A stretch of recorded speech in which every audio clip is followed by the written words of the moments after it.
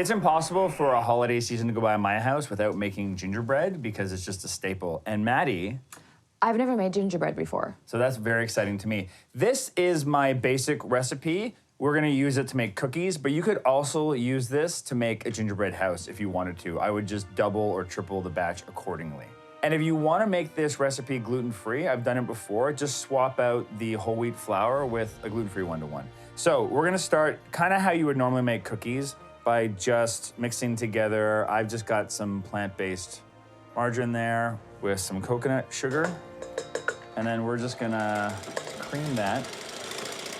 So while this is going, I'm also gonna add in everything except for the flour. So what we've got here is a 1/4 cup of almond butter. You could also use peanut butter if you want, but it'll give a different flavor. Almond's a bit nicer for this. I believe it's 3 tablespoons of molasses, a flax egg, which is just 1 tablespoon of flaxseed with 2.5 tablespoons of water mixed together. Fresh ginger. You can use ground ginger. Nothing beats fresh ginger. It's not as good, trust me, use this. And then it's just a barrage of the other spices. 1/2 teaspoon of ginger, 1/4 teaspoon of nutmeg, a dash of cloves, 1/4 teaspoon of salt, and 1/2 teaspoon of baking soda. That's a lot of flavors going on. Oh, that already tastes like gingerbread. Yeah. We're just diluting the gingerbread with flour. Now we're gonna put the flour in. It's 1.5 cups. I recommend just putting in 1/2 cup at a time and letting it mix together. And then if you can always put a little more. You just have to kind of judge the consistency, right? There we go. That's delicious. It'd be a ridiculous, like, raw cookie dough. Yeah, I mean, you can eat this because there's no egg in it, right? So Yeah. you could eat this as a raw dough if you wanted to. But we're gonna bake it. That'd be so good in ice cream. Bits of it. All right, we're changing everything. We're making gingerbread ice cream. And so now all we're gonna do now is take a piece of plastic wrap. Oh, this is what always happens, right? You do this at home. I'm gonna salvage it. See, I did it. Not all heroes wear capes. So it's gonna be a really thick ball. And then we're just gonna wrap it in plastic.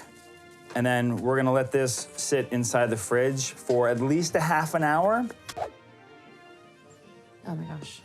That's like the difference between bad store-bought gingerbread and then gingerbread that makes you feel like it's a warm hug. So now all we need to do is take some flour. I like to use brown rice flour. It's nice for rolling things out. Doesn't make it gritty. It doesn't, yeah. And it doesn't necessarily stick to the flour as much. So we're just gonna pop that on there.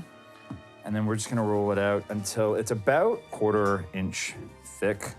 And is this a dough that you can just like kind of like Play-Doh the cracks? You can just, So you don't have to yeah. be worried about it? No, you can totally, like you can see it's kind of cracking already, but then you can just come in here and mash it together. But the beautiful thing about this kind of dough too is you cut, you shape, and then you can re-roll it, as you'll see. Oh, so you have no waste. So this is about, I think that's the right thickness. So then we're just gonna start making shapes. So I find the trick is like, stay it in, give it a little wiggle. A little wiggle just to give it a little breathing room? Yeah, and then what you might wanna do, leave it in there, keep on cutting around. Give it a little wiggle and it'll help separate it. We did, but now we're just gonna peel it away. Ooh.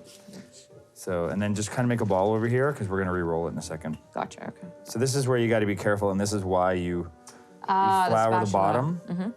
Is you just gotta carefully kind of transfer them over to your cookie sheet. And they poof up a little bit, but you don't need to leave a ton of room on the so tray. kind of like expanding? They'll expand a little bit, but not a ton. So you wanna give them a little bit of room on the pan to move around. We just take this big clump and then just kind of give it a quick kneading in. Let's throw some more flour on there. And then again, just roll it out. Cut more shapes, put them on the pan. And you're gonna wanna bake this at 350 degrees for roughly 8 to 10 minutes, depending on your oven. So we've added Ephraim to the mix because what are we gonna do now? Make icing. Right. So this is a plant-based version of basically royal icing. So we're gonna sift this. You wanna sift your icing sugar so that it's nice and soft and there's just no clumps, right? Do it like it owes you money. There you go. Good job, buddy. Yay. Now we're gonna start whisking it and we're just gonna add in 2 tablespoons of plant milk and 2 tablespoons of maple syrup and just a splash of vanilla.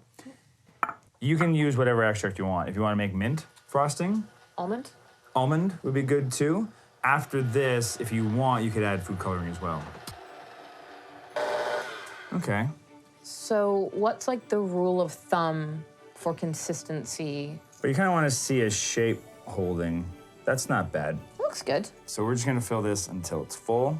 These cookies came out pretty much perfectly. I ended up just baking them for 9 minutes and let them cool on the rack. And they only take a couple minutes to cool. And while that happened, we made the icing, which is ready to go. And now we're just gonna decorate. And you can use any candies you wanna put on top, or you can just put some icing on top. You do have good piping skills. Don't bump me. Look at that. Yeah. So we'll be here for about an hour, icing cookies. I have an idea. Okay, here we go. As a scarf. Oh, this is a brilliant idea. Oh, I like that. And maybe some little eyes. You messed it up. See, this You is like- what I... What did I do? It's supposed to be a good family time. It wasn't supposed This to is be. what it turns into. It starts off fun. You're making cookies and candy, and then you lay a candy worm down the wrong way, and it all goes to heck. And then I'm gonna have my little cookie.